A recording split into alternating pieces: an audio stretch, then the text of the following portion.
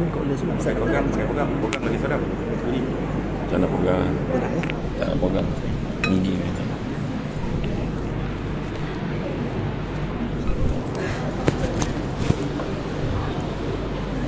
Suam. Kopi benda. Suam.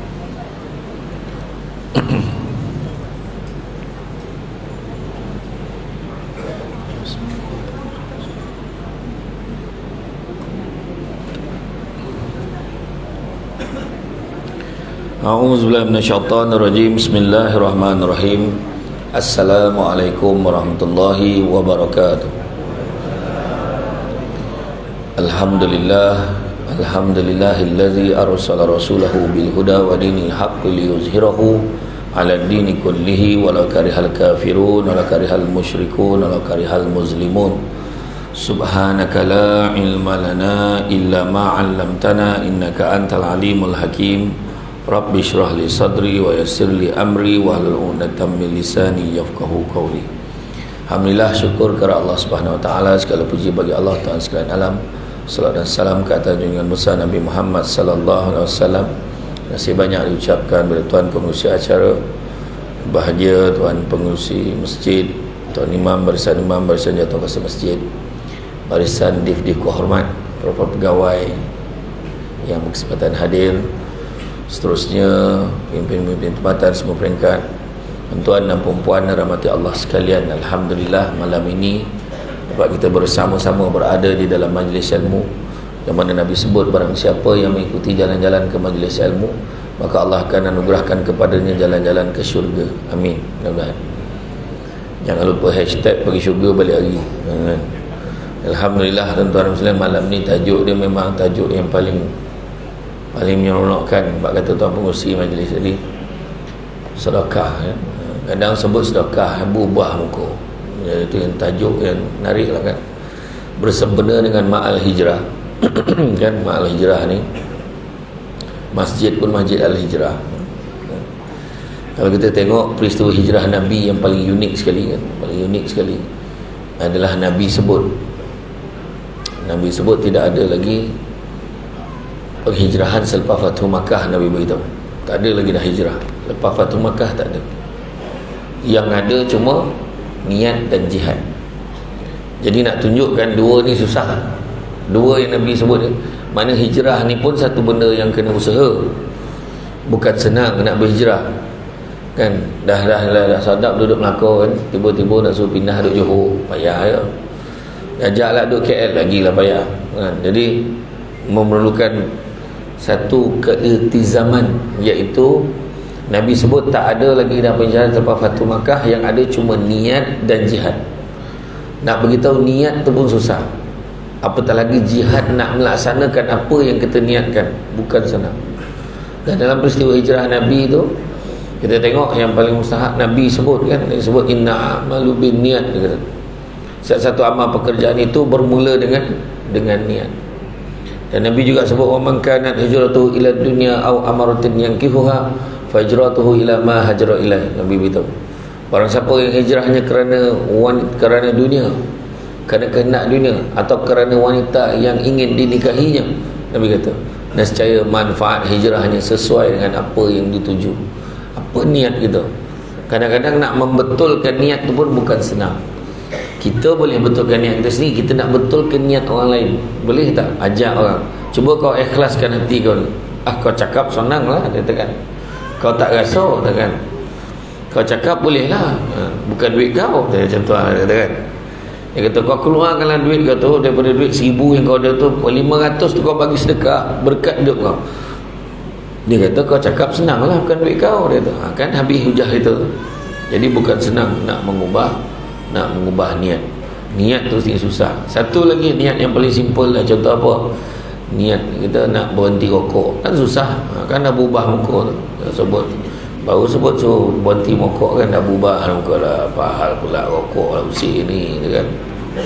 Hari tu saya sentuh pasal ni, ramai yang komplain marah. Banyak yang benda lain kau boleh tahu ustaz kita rokok belakang musik tu, kau marah dia. Sedangkan kita ni mengajak kepada kebaikan. Ya, kebaikan. Jadi tu kadang nak mengubah tu. nak mengubah tu bukan senang. Jadi dalam bab sedekah ni nak tengok satu perkara saya nak ambil daripada hijrah Nabi tu, semua sahabat-sahabat yang nak ikut Nabi berhijrah ni pun bukan senang. Terutamanya lah, contohnya salah satu kisah ikon berkaitan dengan sedekah ni, nama dia Abdul Rahman bin Auf. Pernah dengar tak nama? Abdul Rahman bin Auf ni adalah manusia yang paling kaya sekali. Abdul Rahman bin Auf kaya, sangat kaya. Dia dah ada bisnes nak ke Mekah masa tu, tapi disebabkan nak berhijrah punya pasal, dia kena tinggalkan apa yang dia ada. Dia kena tinggalkan apa yang dia ada. Bukan senang kan, kita dah ada bisnes, kena tinggalkan bisnes kita. Macam mana? Dia kena tinggalkan.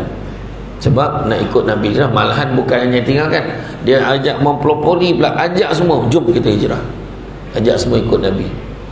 Dan bukan semua ikut Nabi itu kerana Allah, bukan. Ada juga di kalangan yang ikut Nabi nak berhijrah ni, adanya di kalangan tu yang keluar ayat tu tadi, atau kerana wanita dinikahinya, ingin dinikahi sebab ada seorang tu dia nak sangat budak perempuan tu, budak perempuan tu ikut Nabi berhijrah, maka dia pun nak ikut hijrah sebab dia nak ikut budak perempuan tu, sebab dia nak nikah dengan perempuan. Jadi fahijratuhu ila ma hajara ilaih, maka manfaat hijrahnya itu sesuai dengan apa yang dituju. Macam malam ni kan, bukan semua datang sebab nak dengar ceramah kan, ada juga yang datang tu mungkin sebab nak tengok apa yang ada. Mungkin ada datang makan apa kan. Ada tu pula datang kan, dan dah lah mau nak selfie dengan Samsul Bat, contohlah kan. Ada orang macam tu kan. Ada tapi sini taklah, orang lain kan, taklah. Kadang macam-macam kan, niat ni dalam hati mana kita nampak kan. Jadi macam tu lah. Jadi ada, tapi kebanyakan sini saya tahu semua lillah ta'ala, memang tak ada.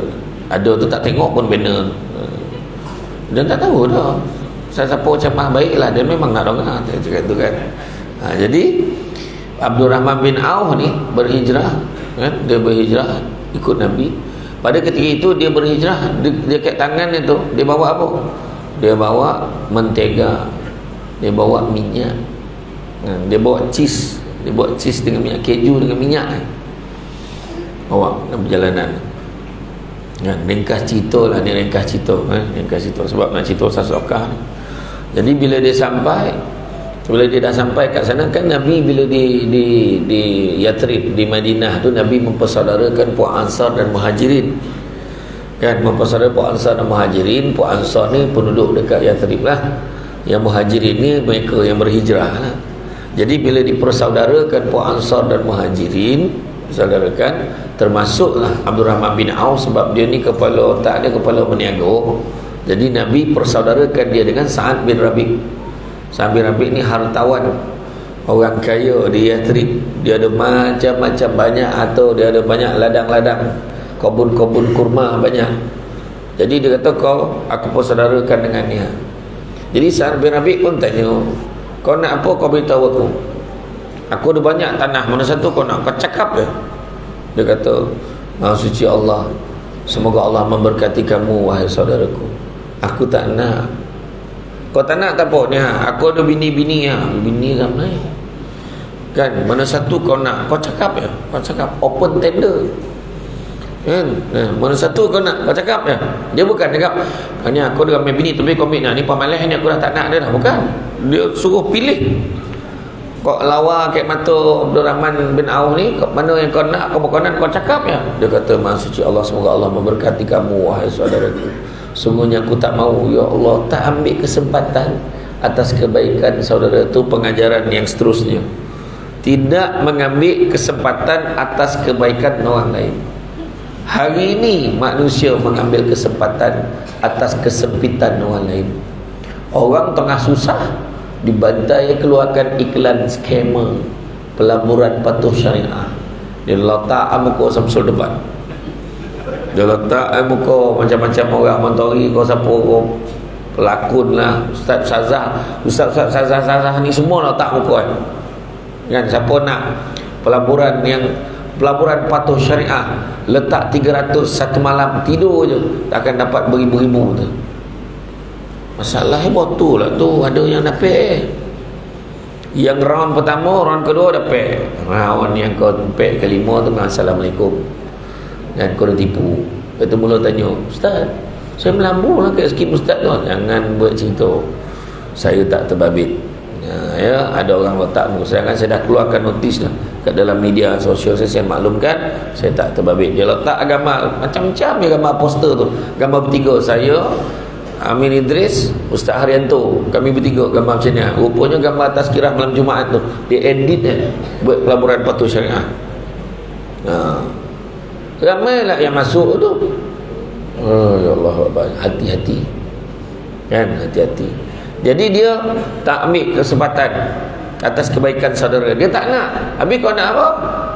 Cukuplah kau tunjukkan kat aku ke mana jalan menuju ke pasar, sebab aku nak berniaga. Abdul Rahman bin Auf berniaga di pasar Yathrib. Dengan tahap pasar Yathrib itu didominasi oleh puak-puak Yahudi. Mambohong kau jual, nipu je, ambil kesempatan cokik darah, apa lagi, semua tu scammer, semua tu kat pasar. Tapi Abdul Rahman bin Auf lah yang mendapat perhatian kerana dia berniaga dengan jujur dan sebagainya kan. Abdul Rahman bin Auf ni salah seorang sahabat Nabi yang terawal menerima Islam. Dia juga adalah antara 10 sahabat kan yang dijamin masuk syurga oleh Nabi Muhammad sallallahu alaihi wasallam. Abdul Rahman bin Auf ni dia memiliki kekayaan yang bersih yang dihasilkannya melalui strategi perniagaannya. Berapa nilai harta kekayaan Abdul Rahman bin Auf? Abdul Rahman bin Auf ni cerita lepas dia berniaga tu, antara perniagaan yang unik dia berniaga, dia jual apa? Dia jual unta. Dia jual unta. Kalau orang hutan Pulsa ni dia tak faham lah kan, dia camel. Kan faham dia tu golak dia. Mana camel dia faham, unta dia tak faham dah macam tu kan. Jadi dia berniaga tu, kalau modal unta tu, harga unta dia beli 1000 dinar lah katakan, 1000 dinar, dia jual balik pun 1000 dinar. Bayangkan, murah betul. Beli 1000, jual pun 1000. Orang lain jual sampai 5-6 ribu rial, dia jual 1000 dia. Contoh macam tu lah, 1000 macam mana dia beli, macam tu dia jual. Apa soalan kita kan? Apa untungnya kan? Untungnya dia jual kayak apa? Dia charge harga tali unta tu. Tali unta tu dia jual 2 rial misalnya. Jadi 2 rial tu walaupun sikit, tapi orang akan beli unta banyak, beli kat dia. Jadi keuntungannya dekat harga tali tu tadi. Jadi untuk makluman semua, ingat ya, dalam Islam Abdul Rahman bin Auf dah lama dah ajar kita pakai sistem volume. Biar dia rendah tapi banyak. Macam tu kan. Bukannya kawan-kawan kita yang berbangsa Cina dengan India yang ajar volume ni. Islam yang ajar volume. Kita jual sikit, jual murah, tapi yang beli ramai. Manfaatnya untuk ramai orang. Jadi semua orang sukalah membeli dekat dia. Kemudian tak lama baru diceritakan bagaimana Nabi terbau haruman. Bagi botol bau. Dia berselisih dengan Abdul Rahman bin Auf, terbau wangi. Bau apa? Bau wangi-wangian orang kahwin. Kau nikah kau Abdul Rahman bin Auf. Contoh ni tak macam tu burak ada, ni terjemahannya. Oh lah burak macam orang lu gajah lah burak kan kau nikah kau ada. Aku menikah dengan seorang perempuan Ansar. Dia kata, lah apa kau tak baik kenduri? Baik kenduri. Nabi suruh buatlah walimatul urus walaupun hanya dengan seekor kambing. Jadi baik kenduri kahwin tu sunat, tuan-tuan muslimin. Buatlah. Nabi suruh buat biar orang tahu dia dah nikah. Kan? Tapi kita bukan seekor kambing no, kan? 2 ekor kerbau. Nah, kemah hujung ke hujung. Sekarang orang Alu Rajah pun dah pandai tak main nak kemah dewan kan. Lepas tu bila buat dewan kan, perasan tak ada pak saudara yang memokak apa buat kat dewan macam tak ada rumah. Dengar tak pak saudara marah macam tu? Apa buat kat dewan macam tak ada rumah pula, pak saudara tu marah. Habis kenduri Koli-koli periuk tak basuh, lipat saudara tu yang balik dulu. Memakak lebih, bukan dia nak nolong. Kan? Itu orang baik dewan. Orang dah tak terayuk. Marin boleh ramai ngangkat jambar menating-menating semua. Tahu menating? Orang tu faham lah. Budak-budak ni ngangu, tak faham. Berbondo lah, tating-tating kan. Ya, tapi semenjak daripada itulah Nabi doakan Abdul Rahman bin Auf, aku doakan kamu murah rezeki, dimurahkan rezeki dan berkat kepada kamu. Semenjak itulah apa diusik oleh Abdul Rahman bin Auf semuanya jadi. Meniaga menjadi, buat apa pun, jual apa pun laku. Contoh kan. Jadi Abdul Rahman bin Auf ketika wafat, nilai bersih hartanya bernilai dalam, kalau kita nilaikan dalam duit omeh lah kan, 3.1 bilion dinar Islam. Dinar Islam 4.25 gram emas setiap siling. Sehingga keseluruhan kekayaan ditukar menjadi US dollar, maka pengiraan nilai bersih harta Abdul Rahman bin Auf adalah 4.25 kali 3.103, 13,188 tan emas. Itu harta yang dia ada. Kan? Jumlahnya adalah 791 bilion US dollar. Nah, itu kalau ditaksirkan hari ni, maknanya kan, Jeff Bezos, orang yang paling kaya di dunia pada bulan Jun 2021, 177 bilion. Makna Jeff Bezos ke, Bill Gates ke, semua tak boleh lawan Abdul Rahman bin Auf kekayaan. Dan Abdul Rahman bin Auf ni, untuk makluman semua, memang setelah kewafatan Nabi, dia tolong isteri-isteri Nabi, kebajikan semua dia jaga. Siap dah 2 pengawal. Kalau isteri Nabi pergi pasar, escort 2 orang, Abdul Rahman bin Auf bayar gaji. Escort bawa, tolong angkat barang, tolong bayar, tolong beli, bawa, mudah, jagalah. Kemudian Abdul Rahman bin Auf bagi pula bantuan kepada mangsa-mangsa peperangan Badar yang terbabit dengan peperangan Badar. Ahli keluarga tu, satu keluarga dapat nilai duit Malaysia hari ni 400,000 ringgit satu keluarga. Bayangkan. Dan dia tak pernah tak menyumbang. Setiap kali peperangan memang dia menyumbang. Itulah Abdul Rahman bin Auf kan. Apakah strategi Abdul Rahman bin Auf? Strategi Abdul Rahman bin Auf antaranya, yang pertamanya kalau kita tengok, dia prinsip pertamanya adalah wang tunai. Dia selalu beli barang secara tunai dan dia tidak secara hutang. Dia kalau urus niaga dia semua tunai, dia tak berhutang. Macam kita kan, hutang lo kemudian bayar. Sok dan untung, sok dan bayar dia kan.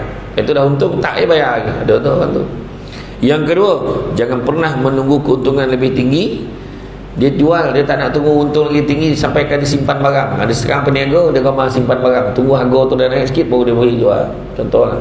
Dan bila simpan jadi barang dia banyak. Tu dia tak buat macam tu. Dan ketiga, dia selalu membuat perjanjian yang adil.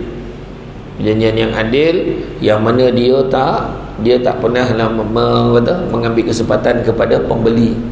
Dan begitu juga dia sentiasa menyerahkan hartanya di jalan Allah. Jadi itulah dia. Saya tak naklah cerita peristiwa hijrah panjang mana, sebab kita semua dah bersedongah kan. Dan kalau kita tengok dalam satu riwayat, digambarkan juga dalam satu kisah yang lain. Aisyah radhiyallahu anha berjalan menyusuri pasar. Tiba-tiba dia terberhenti, dia ternampak ada seorang budak kat depan mata. Yang budak tu tengah dilelong ke orang lain. Budak ni sebagai hamba. Dengan perasaan hibah, Aisyah membeli budak tersebut dan mengajaknya ke rumah. Dan mengajaknya ke rumah tu dengan pakaian yang lusuh, kulit hitam logam. Jadi budak wanita, budak perempuan, dia mengikuti langkah kaki Aisyah radhiyallahu anha. Setibanya di rumah, Aisyah memperkenalkannya kepada Rasulullah SAW. Pada saat bersamaan malaikat Jibril hadir untuk menyampaikan berita kepada Rasulullah. Dia beritahu apa? Wahai Rasulullah, keluarkan budak itu dari rumahmu, sesungguhnya dia adalah ahli neraka, kata Jibril. Maka pada ketika itu Rasulullah menyampaikan hal tersebut kepada Aisyah, bahawa kita tak boleh terima budak tersebut di rumah ini. Aisyah nampak terkejut mengangkat kata-kata baginda Nabi. Walaupun tak sampai hati, tapi Aisyah akhirnya melepaskan budak tersebut dan membiarkan dia pergi. Tapi sebelum pergi, Aisyah buat apa? Dia memberikan beberapa biji kurma untuk bekal dalam perjalanan. Dalam perjalanan ni, budak wanita ni tiba-tiba dia rasa lapar. Lapar, ponek, dia teringat kurma yang Aisyah bagi tadi. Dia pun ambil, dia pun makan. Belum habis sebiji yang dia makan, datang seorang pengemis yang fakir. Dia datang, dia minta makanan. Aku lapar, ada tak makanan kat kau? Merasa hiba dengan pengemis tersebut, budak ni memberikan ke semua kurma yang balance yang dia bawa tadi tu, bagi semua ke fakir miskin tu tadi.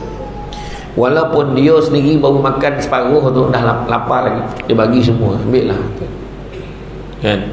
Tak lama kemudian Jibril kembali ke rumah Rasulullah SAW menyampaikan wahyu, menyampaikan wahyu untuk membawa budak itu kembali ke rumah baginda Nabi, kerana sedekah itu tadi sudah menjadikan budak tersebut menuju kepada syurga Allah.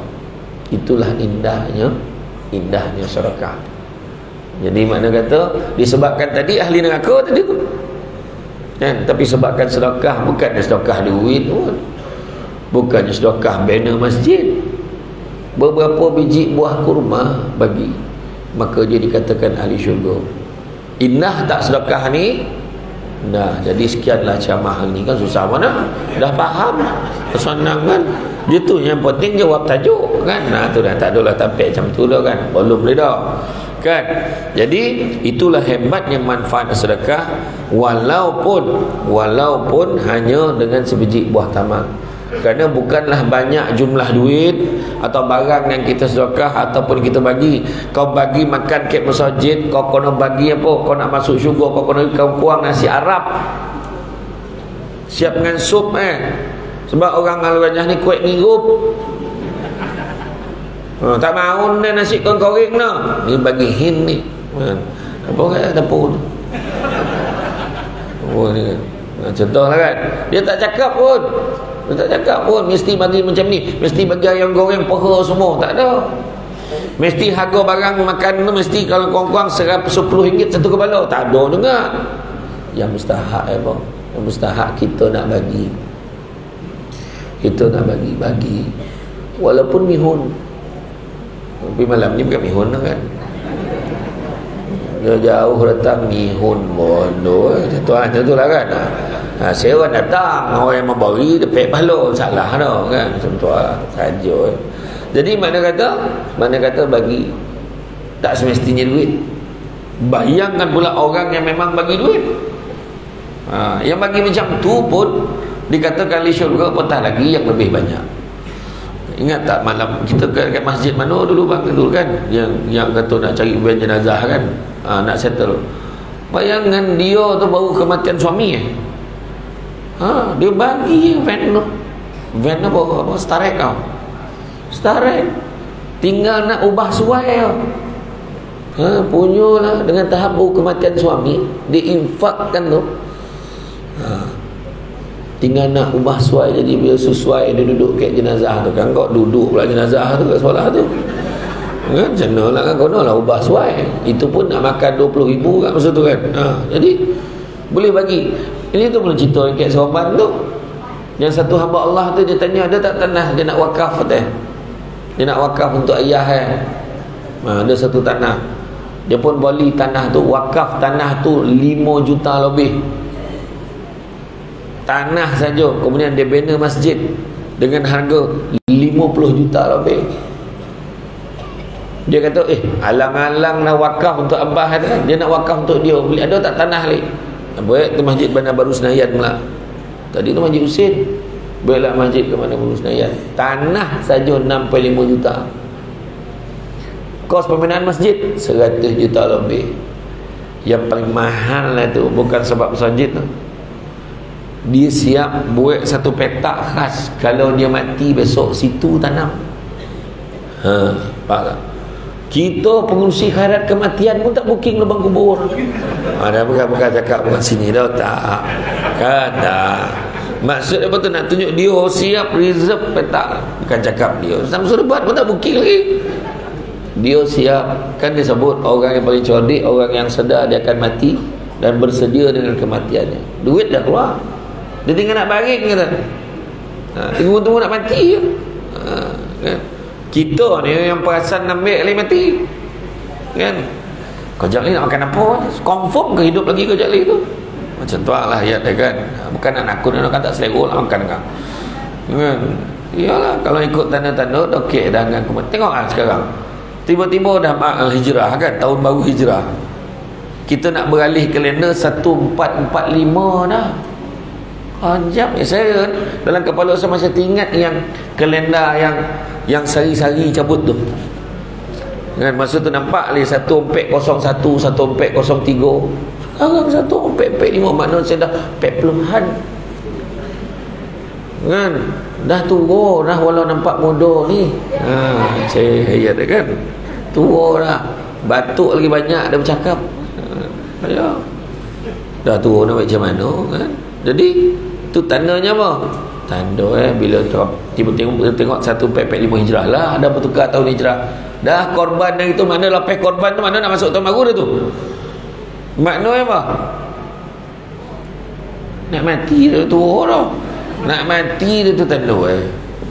Malaikat maut kata, kalau aku bagi 3 tanda ni, maknanya dah roket dah tu. Badan kau yang tegap sudah mula menjadi lemah. Dah rasa lu? Dah. Badan kau yang tegak sudah mula menjadi bengkok. Dah rasa lu? Dah. Rambut kau yang hitam dah mula menjadi putih. Dah lu? Kalau dah ada tu 3 tu standby dah. Apa lagi? Tunggu apa lagi kan? Ya. Nak bercita-cita lagi. Dan kau tengok lah, hujung minggu ni Dan Wright yang buat mata api siam je. Sudah motor arwah. Itulah motor arwah yang janji nak ride itu tak jadi teh. Cakap apa? Mana tahu. Iyo tuan-tuan. Nak bercakap apa? Kan masa kita ni, hidup kita ni sementara kan. Jadi itu sebab buatlah amal sebanyak-banyak. Yang paling senang sekali sedekah. Nampak tabung jangan lolap. Lolap. Dah khabar tadi kurma pun boleh. Iyo. Jangan sumbek kurma dalam tabung tu. Dan biarlah kono tompek kan. Dalam Quran pun Allah sebut dalam surah Ali Imran ayat 92, Allah beritahu apa? Belum sempurna kebajikan seorang mukmin selagi mana dia tidak menginfakkan sebahagian daripada harta yang dicintainya. Yang kita sayang, yang tu kita kena bagi. Nampak tak? Faham tak perempuan? Yang kita sayang tu, la ilaha illallah. Tengok tu, otak sangkut buruk. Nampak tu, orang cerita sedekah ni macam ni apa benda gambar betul. Yang kita sayang tu kita bagi. Contoh lalu tabung itu pun tengok dalam wallet kita ada 2 helai, satu RM5, satu RM50. Bagi yang kita sayang. Saya dah bagi dah Ustaz, saya bagi RM5. Saya sayang betul RM5 tu. Dia nak ngakal siapa tak tahulah kan. Macam tu lah kan. Tak, memang kita bagi yang kita sayang. Kan, nak sedekah yang terbaik. Macam Nabi kan, Nabi pernah pakai baju baru. Nabi dapat hadiah pakai baju baru. Sahabat tahu, cantik baju kau ya Rasulullah, bagilah kat aku ya Rasulullah. Sebentar, Nabi masuk dalam, tukar baju kedua, Nabi bagi baju baru. Sampai baju kedua tu, sahabat seorang lagi nak minta, Rasulullah baju ni pun cantik juga. Sekejap, Nabi bagi baju kedua, Nabi pakai baju ketiga, bagi baju kedua. Sampai baju ketiga, ya Rasulullah baju ni cantik ya Rasulullah. Sebenarnya dia bukan kisah baru lama, yang penting baju Rasulullah dia nak. Dia masuk dalam pakai baju kompek, Nabi bagi baju ketiga. Nabi kata cukup, jangan minta lagi. Ini saja yang aku ada. Sampai tahap tu lah kita boleh macam tu. Tolakum anak boleh bagi tang kelumpur. Tolakum Siti Kalilah. Kita tak boleh sebut yang betul-betul tu sebab dia tak sponsor pun ceramah kita malam ni. Berapa sebut? Dia bagi Siti Kalilah, dia bagi kan. Cantik tolakum kau. Bagilah kat dia nak. Tapi dah, nyampak dah. Marah. Sedangkan bagi yang kita sayang, mak mana mak tolakum mak itu? Mak ada orang cakap cantik, dia nak buat mak bagi kat dia. Mak ni tahu tak? Mak wali tu. Tak apalah. Sian. Mak tolakum mak banyak lagi. Lepas tu anak beli. Ni saya beli satu ni. Mak jangan bagi kat orang. Ayolah. Dah kau cakap macam tu, tak adalah mak bagi. Sentuh kan? Ya, dia boleh bagi tu. Nampak tak? Tu maksud dia. Nabi macam tu. Jadi bagi yang terbaik. sedekah yang terbaik. Assalamualaikum, salam, ni ambil lah ni kuih lapis ni, la ilaha illallah. Sampai seloyang kau bagi dia pun banyak warna. Kebetulan tak jadi bagi orang apa. Orang nak bagi yang elok, tak jadi bagi orang. Tak tahu tu perangai, la ilaha illallah. Ni abah rambutan yang balik tak kampung, ambil lah. Lah rambutan ni ambil lah, tinggal lisut-lisut itu yang ambil habis. Yang elok semua ambil, yang dah busuk-busuk tu bagi orang. Jangan. Kan macam tu cara dah. Bagi yang elok. Bagi yang elok. Macam tu kan. Kalau kita tengok firman Allah SWT tentang sedekah, surah Al-Baqarah ayat 177, menghadapkan wajahmu ke arah timur atau barat itu bukanlah satu kesempurnaan, tapi sesungguhnya yang sempurna adalah orang yang beriman pada Allah dan kepada Nabi-Nya, serta memberikan harta dicintainya kepada kerabatnya, anak yatim, orang miskin, ibnu sabil, orang yang minta-minta, dan membebaskan hamba sahaya, dan mendirikan solat serta menunaikan zakat. Nampak? Bagi sedekah tu, memberikan hartanya tu ada banyak perincian. Baru cerita tentang solat dan zakat tu tadi. Maknanya sedekah tu kelebihan jenis-jenis sedekah. Bagi ke orang miskin, bagi anak yatim. Tu yang disebut barang siapa yang nak melembutkan hatinya, kan hendaklah dia banyak menggosok-gosok kepala anak yatim dan juga memberi makan fakir miskin.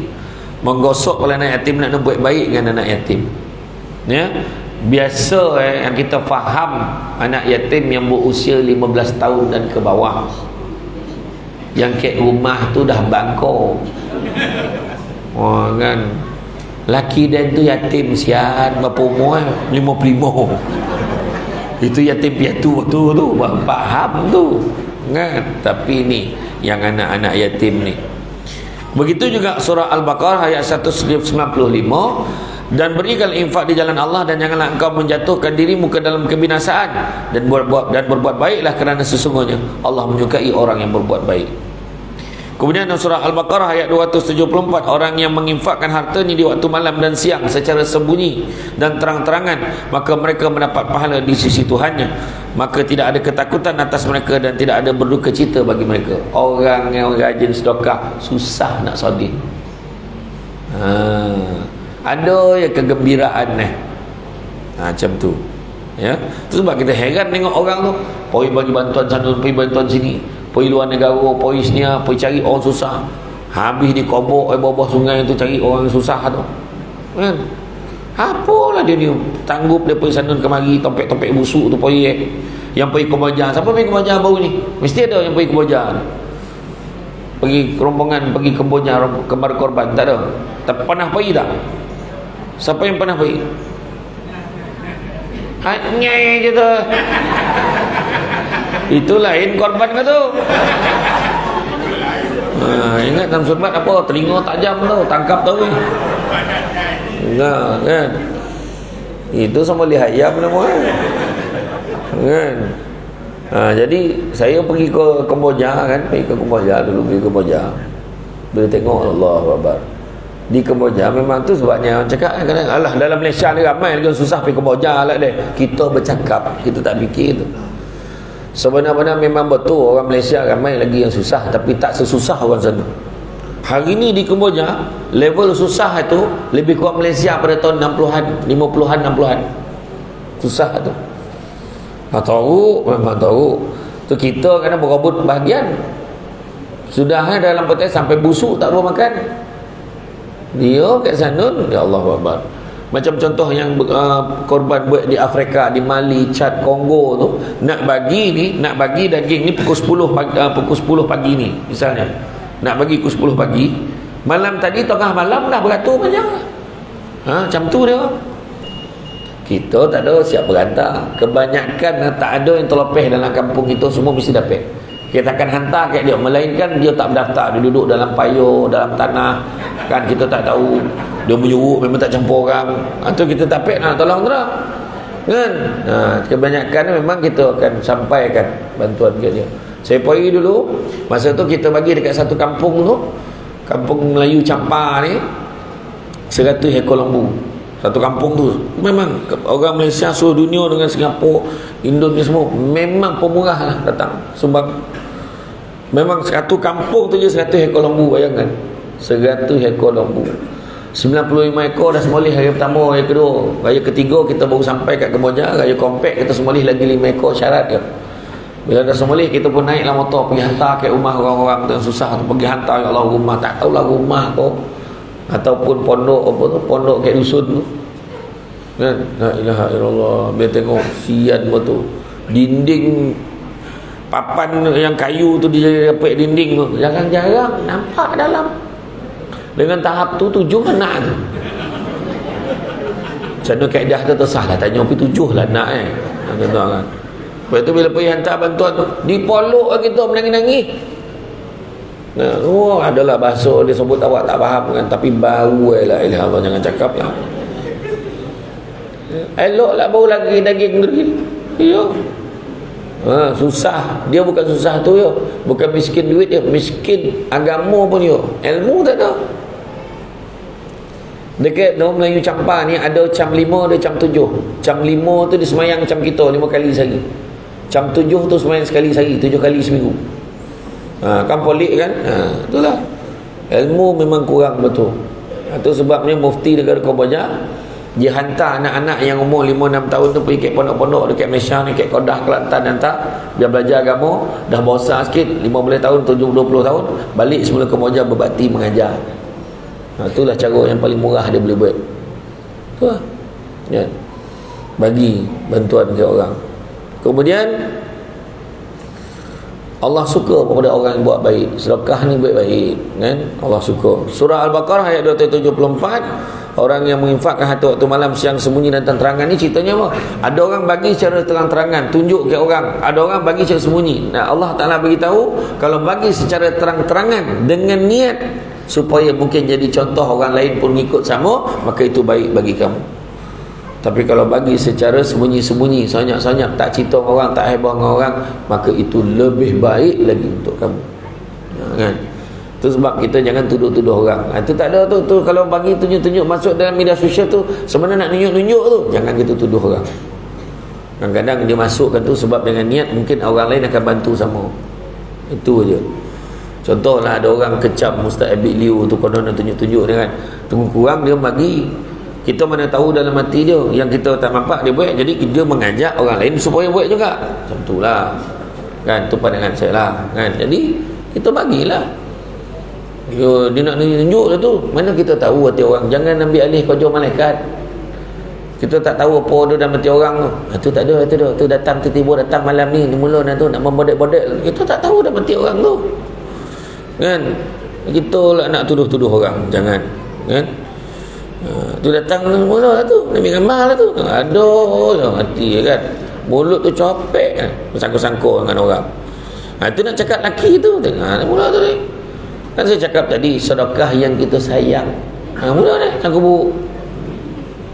Apa tu? Wah, dalam masjid tu. Sangkut buruk tak habis. Laki lah ambil. Sangkut buruk. Mana betina jumpa ni. Mula ada. Orang tu pergi datang, pergi mengaji ke masjid. Allah ambil balik dengan hotel. Ada sarang dengan orang tua tu. Abang pergi mengaji baca berterabur. La ilaha illallah, balon lagi kawan tu. Yalah sebab dia baca berterabur lah, dan pergi belajar ngaji dengan imam. Lah tak sama minum kopi dengan imam tu lah. Dengan imam ni tuduh. Esok itu bila malam tu imam malam ni ngaji dah, tapi ada mam. Nampak tak? Rumah mokak dah. Tunggulah dah sebulan lebih, sok dah lupa-lupa, sok pun ngaji balik. Malam tu lepas bagi salam tu balik. Lepas bagi salam maghrib tu balik. Tak tunggu isyak tu. Balik. Dah bini tanya, dorang balik ni tak semayang tak? Dah tak semayang tak khabar. Heran betul lah. Bukan orang sini dah, orang tempat lain. Jadi dia elok, dia sebenarnya perempuan nak masuk syurga ni. Satu sedekah yang paling sonang. Suami balik senyum. Bang, sono tengok abang balik. Macam tu. Barulah suami tu rasa macam dalam bahasa orang Kalu Gajah tu, excited. Macam tu kan nak balik kan. Ni tahu nak balik. Kawan tu baru sampai. Kawan tu tayar bocor banyak hal kat luar apa semua. Jangan. Abang kata, masuklah. Yalah, tua buat cara tua kan, macam tu lah. Makan bersuap sedekah, cerita asal abang itu telinga tu lah buta tak nampak apa, ingat mulut telinga pun lah, ada contoh lah kan.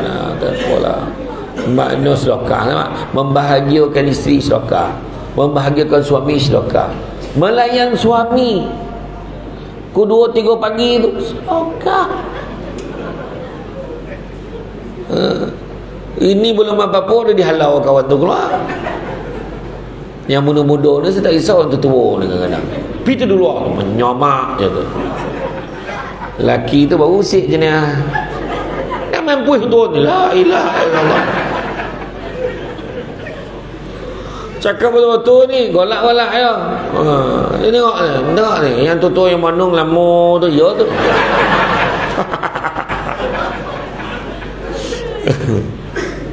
Pelama dah, lupa dah bila tu. Yang faham tak faham sudah. Sampai situ tu lah kan. Sedekah ini kita nak yang indahnya adalah ganjarannya syurga. Kan? Amalan sedekah yang dapat menyeret pelakunya pergi ke syurga.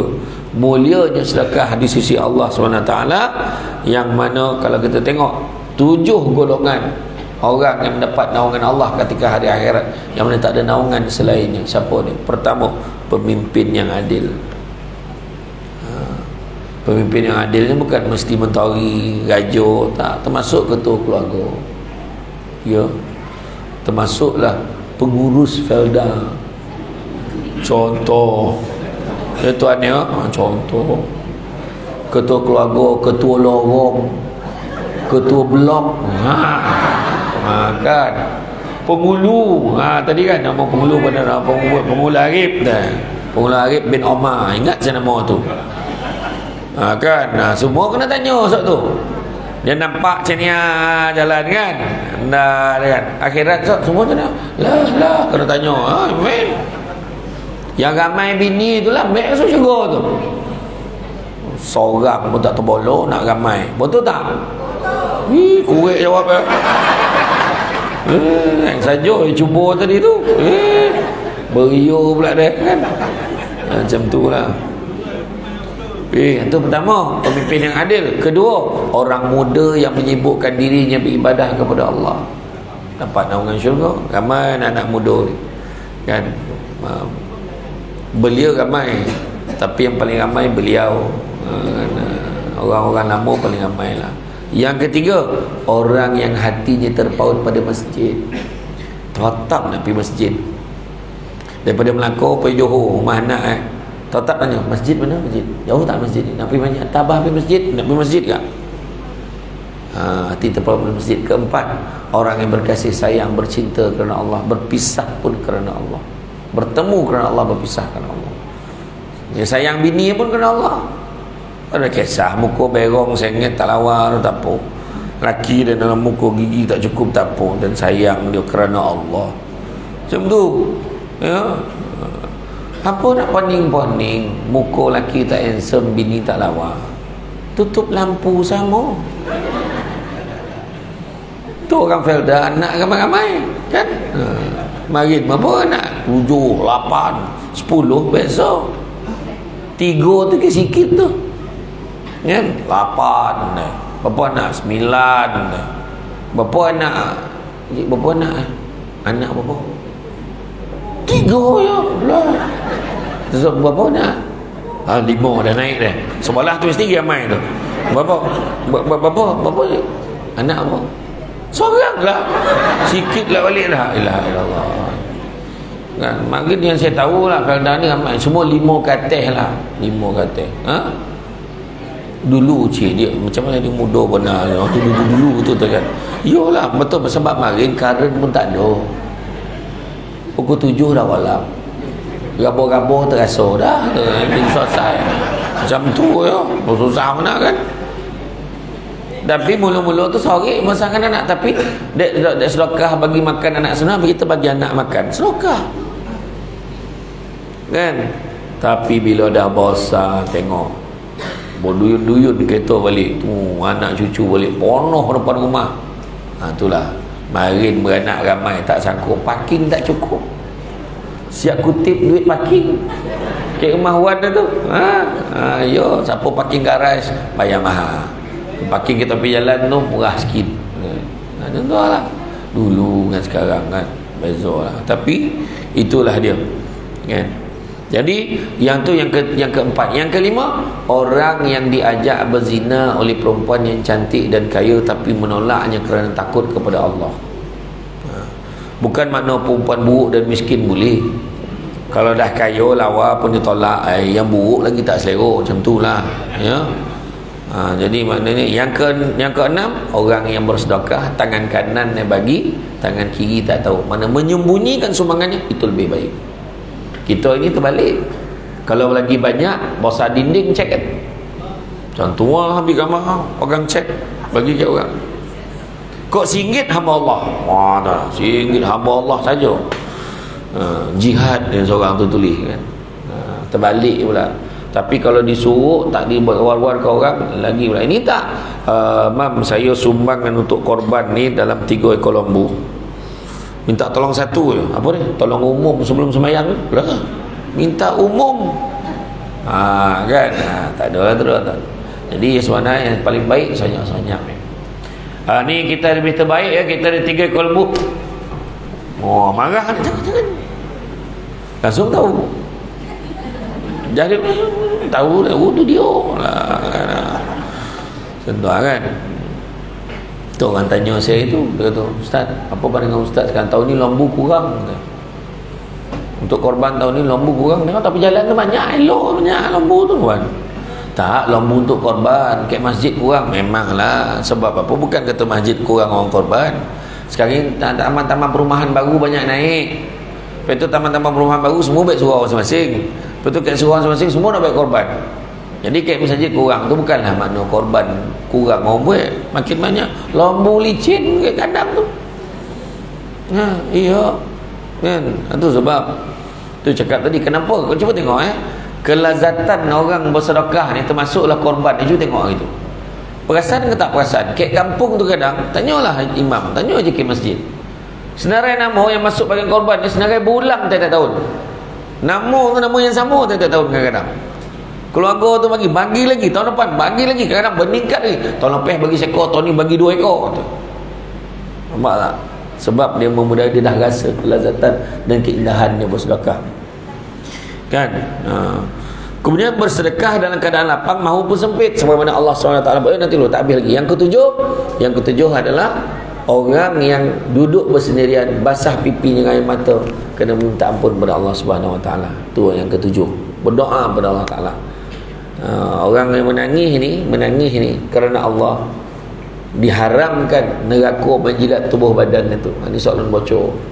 Jadi menangis orang perempuan berhentilah menangis sebab jantan.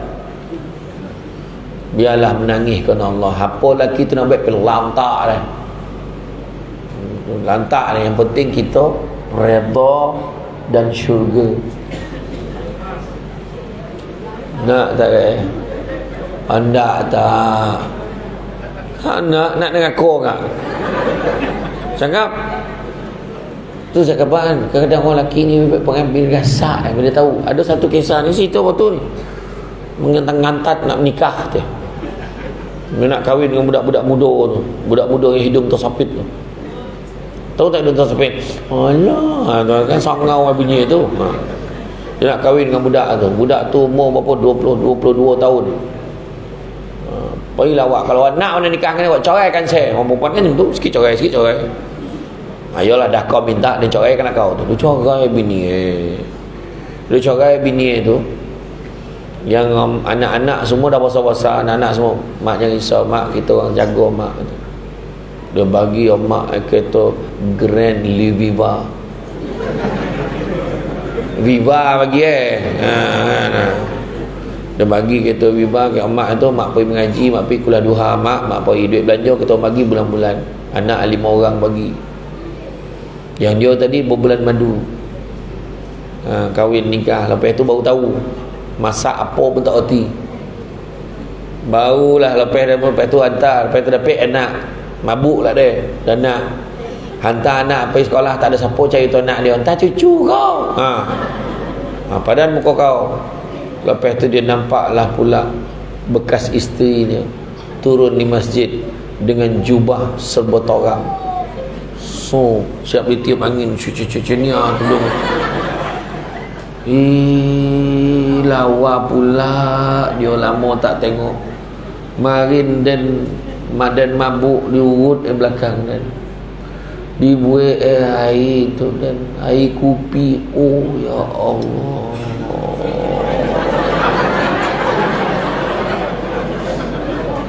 Oh ya. Air kopi bagi siap berlapik. Walaupun pasangannya tak kono kan, tapi berlapik lah. Sedar lah kan. Baru ingat, mari gosok baju, gosok seluar. Allah, baru sadar. Masa itulah dia kata, bolehkah aku kembali kepadamu wahai Kalish? Kalish kata, tak dapat dah Amy. Kan. Saya tak tengok dah orang share dalam TikTok. Ya, tak ada dah, tak dapat dah. Aku dah bahagia tenang. Itu saya cakap tadi orang perempuan, ingat Allah banyak-banyak. Kadang-kadang kita marah sampaikan kita mengundang neraka. Kenapa? Kita marah, nak marah orang bukan marah hukum. Hukumnya kata boleh, adil tak adil biar Allah tentulah kan. Saya bukan mengalakkan dah, tak maksudnya membawa ingat banyak-banyak pada Allah Ta'ala. Bila apa tu ya, sabar. Kadang dia marah dah, memang tak berguna. Sekarang ni yang kahwin-kahwin lebih ni semua tak sesuai dah untuk zaman ni. Bila cakap macam tu seolah kita menuduh hukum Allah tak sesuai. Kita marah dia. Abang tu tak mampu, abang tu jangan, abang ni tak adil, nanti abang tak boleh, abang duit abang pun saya yang bagi. Macam tu. Cakap macam tu. Itu salah dia. Faham tak? Orang lelaki ni kan berani mana ada pun. Kan dia, berapa rumah kau? Dia tu seorang je tu. Yang ngota-ngota tu seorang je tu. Yang atas ni ompek teringin tapi tak terdaya. Kan macam tu lah. Itulah. Kan. Bapa ni seorang je tu. Sudah kan. Kreatif betul kan. Jadi bersedekahlah kita walau keadaan lapang maupun sempit, sebagaimana Allah Ta'ala berfirman, dan bersegeralah kalian mencari keampunan dari Tuhanmu dan mendapatkan syurga seluas langit dan bumi, di mana syurga telah disediakan bagi orang-orang yang bertakwa, iaitu orang yang berinfak sedekah baik di waktu lapang maupun sempit, orang yang menahan amarahnya dan memaafkan kesalahan orang lain, dan Allah mencintai orang yang berbuat kebaikan. 3 keadaan orang yang bersedekah baik di lapang, waktu lapang atau sempit. Waktu dia ada duit pun dia sedekah, waktu dia susah pun dia sedekah. Kedua, orang yang menahan marah. Dan yang ketiga, orang yang memaafkan kesalahan orang lain. Jadi yang pertama tu tadi, sedekah susah ke? Susah buat cara susah, senang buat cara senang. Macam itulah masuk korban kan tak mampu masuk satu bahagian, masuk seko. Macam tu. Macam itulah kira kan. Macam tu kan. Tak mampu dah ustaz, seko tak mampu satu bahagian, tak mampu tak apalah, datanglah bagilah duit belanja sikit. Tak mampu dah, bancuhlah masak mihun ke, bancuh air sikit, hantar kat surau, hantar kat masjid orang baik kerja tu. Pun tu bentuk sedekah lah. Tak mampu dah, datang tolong lapah. Tak mampu tolong lapah. Tak apalah, tolong timbangan daging tu. Tak mampu tolong packing. Tak mampu tolong hantar ke rumah orang tu. Tak mampu kau beratur biar hak kau berambus balik payah mana. Susah betul lah. Orang dah bagi nak senang lagi, senang lagi macam tu kan. Macam tu lah. Kadang-kadang kita ni nak senang tapi modal tak nak keluar. Nak senang modalnya pun sedekah, percaya cakap tu. Kan dia sebut tadi, orang yang bersedekah itu tidak akan berduka cita. Nampak tak? Senang hidup tu sebab orang tua-tua dulu-dulu apa lah melambai. Dengan saya lah melambai sekali kita. Nah, orang tua dulu-dulu kan, kenapa dia hidup dia senang? Dia banyak sedekah kan, dia rumah buruk ya. Alhamdulillah. Bila orang kena duit dia yang benar dia bawa kan. Bawa kuih lah, bawa minyak lah, bawa bawang lah, bawa nya lah, bawa uti lah, bawa pisang, setanan, nangko semua bawa kan. kan, bawa kadang ni merondang ke payung. Oh mak sodap bantulah, bawa nyaha lah apa susah bagi kau. Tapi itu sebab kadang mak ni buyur tolong orang tu lah, orang tu kan baik pengang kita, yalah besok adalah orang tolong kita. Tak ada rasa susah pun dia, tak ada kan. Itu sebab lepas tu berkatnya apa, anak-anak semua berjaya. Itu yang kadang-kadang kita kena pandang benda tu macam tu. Kadang-kadang kita tolong orang, tak semesti orang yang sama tolong kita, orang yang lain tolong kita kan. Allah datangkan orang yang tolong kita kan. Kemudian dalam ayat tersebut Allah beritahu telah menyediakan syurga begitu luas untuk orang yang berinfak di jalan Allah. Jadi bersedekah pada saat serba kekurangan lagi hebat. Allah suka orang tua yang beribadah, tapi Allah lebih suka pada orang muda yang beribadah. Allah suka orang kaya yang bersedekah, tapi Allah lebih suka orang yang susah bersedekah. Nampak tak? Maknanya lagi susah lah tangannya, lepas tu susah dia bagi. Itu sebab bila lalu tabung kena nampak orang tu bagi 100 dia bagi tinjau. Yang seorang RM1 kita cakap, sedangkan yang 100 tu bagi 100, dalam bank ada 10 juta ni. Orang yang bagi RM1 tu dalam poket yang tinggal RM2, dia bagi RM1 tinggal RM1. Hebat orang tu. Nampak tak? Itu cakap tadi, dalam keadaan kesempitan dia boleh bagi, hebat dia kan. Allah akan menjamin syurga untuk orang yang bersedekah. Indah betul. Apa tak disebutkan Rasulullah SAW bersabda, penghuni syurga ada 3, penguasa yang adil, suka bersedekah dan diberi taufik. Nampak? Salah satunya orang yang suka bersedekah. Siapa yang bersedekah dengan tujuan mencari pahala dari Allah dan hidupnya diakhiri dengan sedekah itu, nescaya dia akan masuk syurga. Hadis riwayat Ahmad. Barang siapa bersedekah dengan tujuan mencari pahala dari Allah dan dia diakhiri, dan hidupnya diakhiri dengan sedekah itu, apa yang dia bagi itu mati kan, dengan sedekah dia bagi itu mati, aku akan dijamin ni keadaannya dia masuk syurga kan. Jadi orang yang rajin sedekah dan hanya mengharapkan keredaan Allah semata-mata, maka dia adalah penghuni syurga. Ketahuilah bahawa syurga adalah kenikmatan yang sangat diinginkan oleh setiap orang mukmin. Kalau tengok syurga ni macam mana, digambarkan di dalam kitab Mukasyafatul Qulub pada Imam Al-Ghazali, bagaimana sekumpulan manusia masuk ke dalam syurga. Bila masuk dalam syurga, dia nampak permaidani singgah sana yang indah-indah, nampak mengalir sungai yang cantik. Sungai itu boleh dimandi, boleh nak diminum kan, makanan yang banyak, terbayang yang ada. Kemudian Allah Ta'ala memerintahkan para malaikat, wahai malaikat, kau bukakan tabir ini supaya mereka boleh memandang kepada aku. Masa tu malaikat pun jawab balik, ya Allah, mana mungkin kami benarkan mereka memandang kepadamu ya Allah, dengan tahap mereka di atas dunia dulu derhaka kepadamu ya Allah. Kerana Allah Ta'ala beritahu, bukalah tabir itu, kerana sesungguhnya di atas dunia mereka semua ini pernah menangis kerana aku. Jadi menangis, kita menangis kat tadi kan. Nanti lain kali saya datang, tajuk dia menangis kerana Allah. Itu tajuk tu ya, mana kena panggil lagi lah macam tu. Bila maka mereka tarik tabir tu, langsung semua bersujud. Nampak ya Allah, semua sujud. Allah Ta'ala kata, kenapa kamu bersujud? Sesungguhnya di sini bukan tempat beramal, di sini bukan tempat bersujud. Bangkitlah, apakah kamu tidak rela kepada aku? Allah Ta'ala tanya. Maka jawab penghuni syurga ni, ya Allah, mana mungkin kami tidak rela kepadamu ya Allah, dengan tahap kau telah memberikan kami. Bagi apa syurga? Memberi kami sesuatu yang tidak pernah terlihat dari mata, tak pernah terdengar ke telinga, dan tak pernah terdetik ke hati. Maknanya syurga ni tak dapat bayangan hebat itu. Kita membayangkan yang hebat di dunia, dia jauh lagi lebih hebat daripada apa yang kita bayangkan. Tak sama. Itulah nak gambarkan ya. Sedekah yang diterima dan bernilai sisi Allah bukanlah sedekah-sedekah yang menunjuk-nunjuk, tapi sedekah yang ikhlas. Usah segan melangkah ke alam kebaikan, kerana kita tak tahu bila kita akan melangkah ke alam kematian. Dengar tu. Usah segan melangkah ke alam kebaikan, sebab kita tak tahu masa bila kita melangkah ke alam kematian. Malam ni dia orang cakap, ni ya, siapa nak menyumbang ni, anak kawan kita ni seorang nak operate besok, kita ingat nak bagi sumbangan, siapa nak bagi? Bagilah, nantilah. Segan dia nak melangkah ke alam kebaikan. Esok tu budak tu hidup, yang bercakap tadi mati. Matilah yang tak nak bagi tu. Lah, dia mati. Dalam kubur dia tu, kenapalah semalam aku tak sokah tu. Tu cerita kita tak tahu bila kita akan mati. Jangan terpedaya dengan muda, sebab mati tak syarat tua. Jangan terpedaya dengan sihat, sebab mati tak syarat sakit. Ya. Mati bukannya jauh sangat pun dari kita. Hanya sedikit umur yang ada inilah kita guna untuk bantu agama Allah dengan cara bersedekah.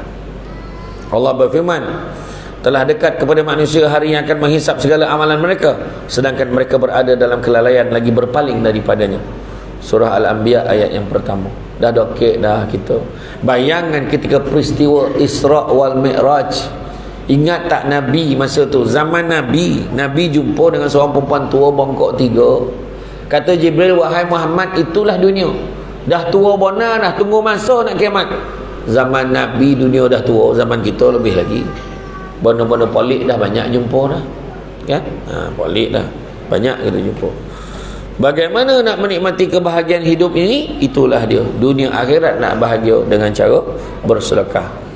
Kan? Persiapkanlah bekalan untuk hari-hari pembalasan. Bersedekahlah secara ikhlas. Bersedekahlah dengan sebaik mungkin. Bagilah yang terbaik yang kita boleh berikan. Apakah keindahan-keindahan sedekah? Pertama, menghapuskan dosa. Ya? Dengan bersedekah dapat menghapuskan segala dosa dan kesalahan terdahulu, namun mestilah segala dosa dikesali dan diinsafi dengan taubatan nasuha, dengan tidak mengulanginya lagi. Baginda SAW bersabda yang bermaksud sedekah itu dapat menghapus dosa sebagaimana air itu memadamkan api. Hadis riwayat At-Tirmizi. Yang kedua, memisahkan diri dari neraka. Memisahkan diri dari neraka, yang mana Nabi sebut, bersedekahlah kamu sekalian, kerana sesungguhnya sedekah itu pemisah dari neraka.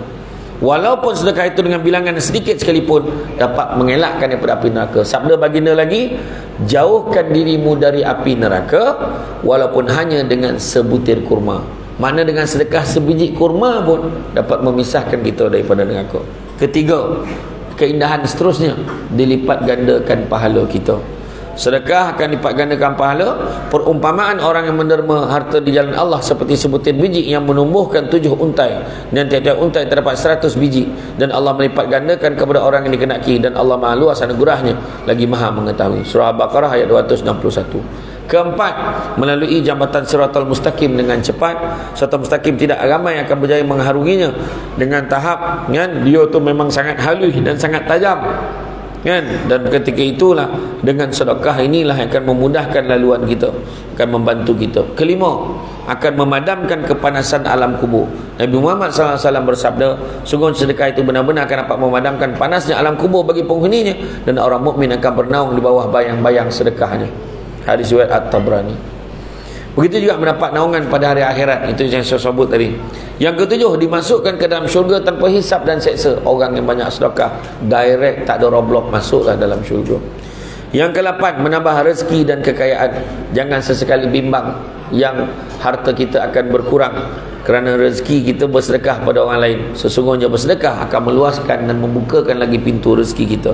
Tidak akan berkurang rezeki orang yang bersedekah, kecuali bertambah, bertambah dan bertambah, kata Nabi. Kemudian ke-9, amalan yang tidak putus-putus sampai mati.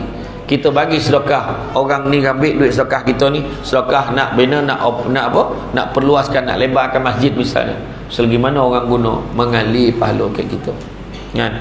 10, memanjangkan usia. Panjang umur orang dulu-dulu, kadang-kadang panjang umur, penyakit pun tak ada. Sakit lutut ni lah sikit. Sujud Allah tap berbunyi lutut tapi yang lain tak ada masalah tu. Jantung okey, darah tinggi okey, tak ada masalah. Alright. Hari tu saya ceramah di Sarawak, di kampung Sri Arjuna di Sarawak tu, kampung Jawa isi dalam tu. Ada seorang pakcik ni, umurnya 99 tahun. Dia elok datang kuliah ilmu berburak dengan saya. Ustaz, saya 2 bulan lagi 100 kata. 99 tahun 2 bulan lagi nak 100. Ni minggu lepas saya pergi Sarawak, 2 bulan nak 100 tahun. Saya tanya, makan apa? Tempe. Dia kata memang, dia kata sehat dia makan tempe tu. Kan? Kemudian mengubati penyakit. Dalam satu hadis Nabi sebut, sesungguhnya sedekahnya orang muslim itu dapat menambah umurnya, dapat mencegah kematian yang buruk. Allah akan menghilangkan darinya sifat sombong, kefakiran dan sifat bangga pada diri sendiri. Kalau serajin bagi sedekah, dia akan merendah diri.